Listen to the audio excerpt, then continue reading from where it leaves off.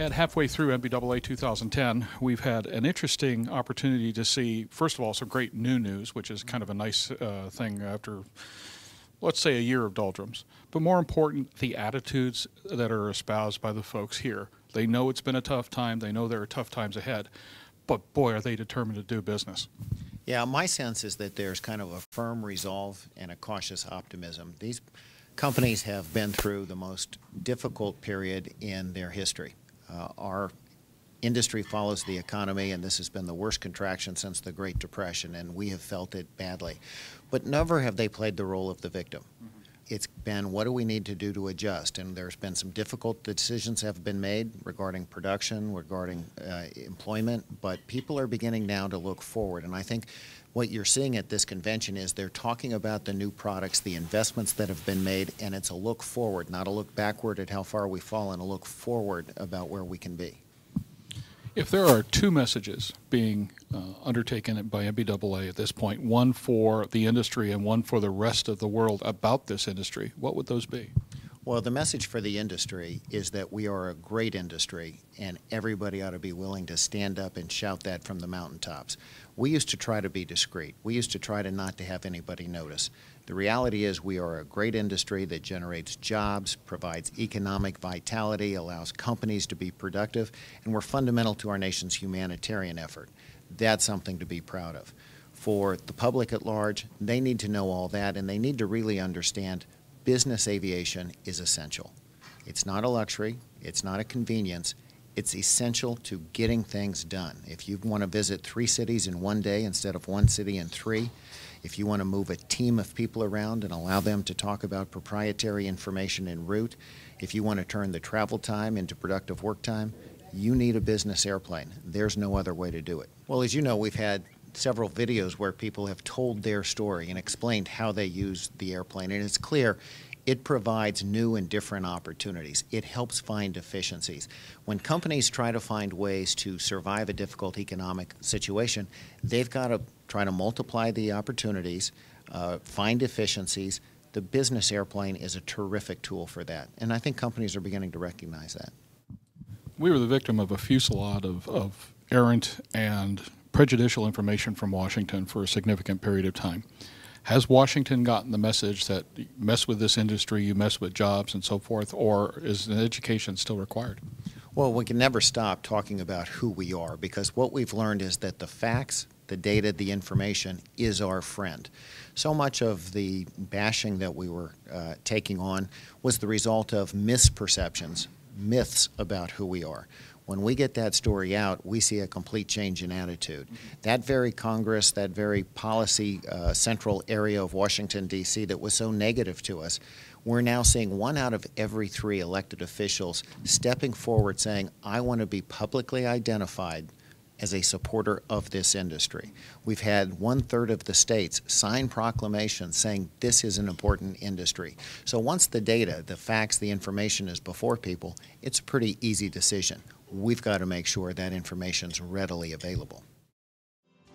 Freedom through performance. At Cirrus, performance is not simply the measurement of a single design parameter. Rather, it's a total package. It's optimum balance of speed, efficiency, comfort, safety, ease of flight, and quality. We call it Cirrus Flying 2.0. Aren't you ready to feel the freedom?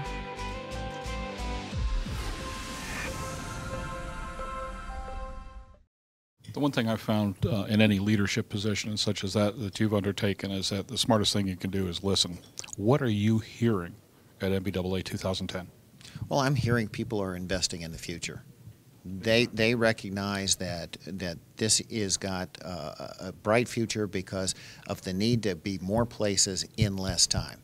The need to be efficient. It's a global marketplace now, so of course people need to travel to China, to India, to Brazil, to some of those emerging markets. But you've got to be connected. You've got to be efficient. You've got to be working. And business airplanes allow you to do that in a way that is tough to replicate any other way. What's the roadmap look like for the rest of 10 and into 11, especially with an event less than 2 weeks away that could change everything and apparently will? Well, I think as we look to the end of 2010, first of all, from a market economic standpoint, we were successful at having bonus depreciation, accelerated depreciation, signed into law just a couple of weeks ago. This provides an incentive for companies, individuals who have been on the fence to move forward and purchase the airplane before the end of the year. So we're hoping that that will give a little juice to the fourth quarter of 2010.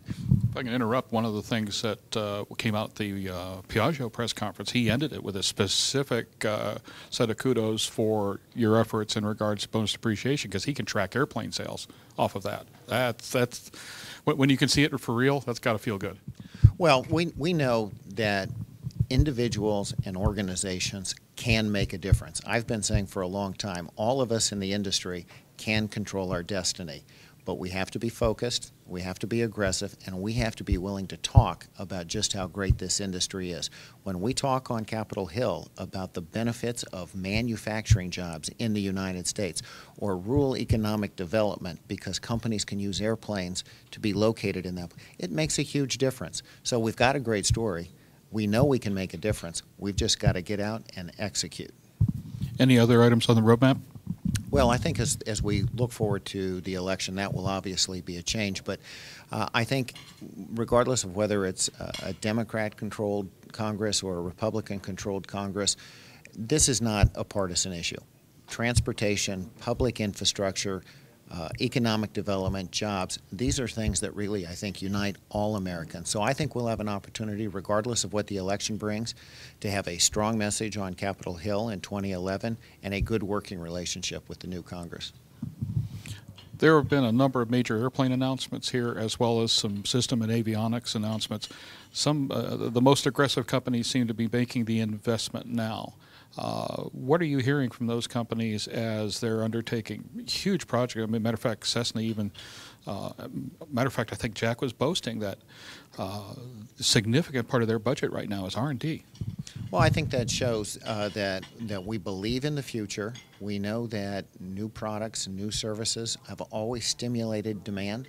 And I just think that there is a recognition that in a global economy, where everybody has to be efficient and productive, these are going to be important tools for any company going forward. The beauty of the Release 9 system architecture is that you have two fully redundant integrated flight displays. Each has access to all the systems and data.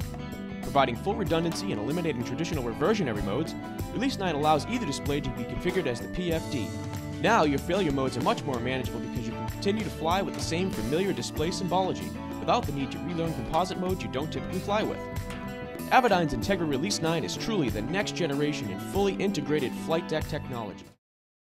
How important going forward are the green initiatives going to be? We've heard a lot from a number of segments that, one, there's been the aspect of efficiency, and on the very low end, entry-level turboprop light jet and so forth, there's obviously some activity and, in fact, some resurrections among some airplanes that at one point have been down for the count, but now, because of numbers, are showing signs of life. But the green initiative, that's one of those things that goes positive, negative, and there's a lot of controversy around it. Is that for real, and is that going to be important from here on out?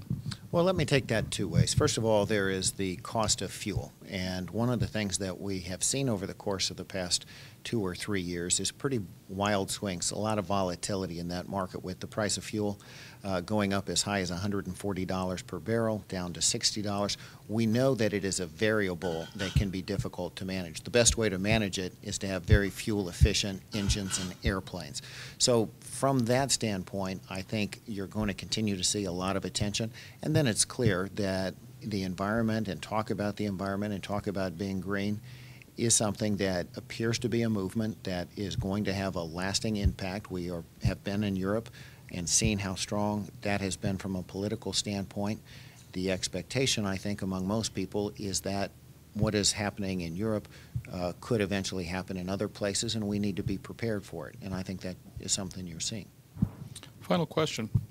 Been a heck of a couple of years here, and particularly the last year or so. Any surprises? What really pops out to you as a, holy smokes, did that really happen?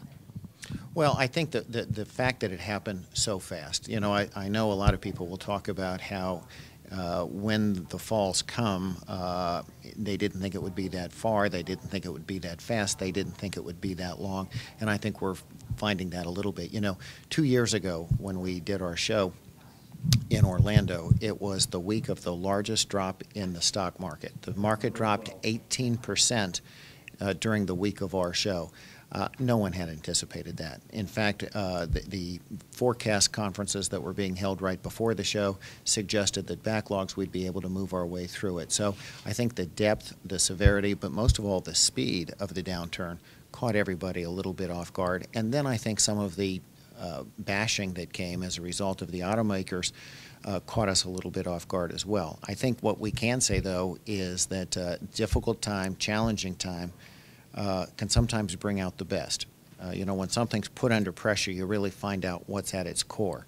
And I think what we have found is a united community, a resolved community, and an optimistic community. And we're beginning to take the steps necessary to move forward. And we've never played the role of the victim. We've always looked forward. We've always been aggressive. And I think that's beginning to bear some real results. And I think that's being reflected in some of the attitudes that you're seeing on the convention floor and some of the new products that are being announced.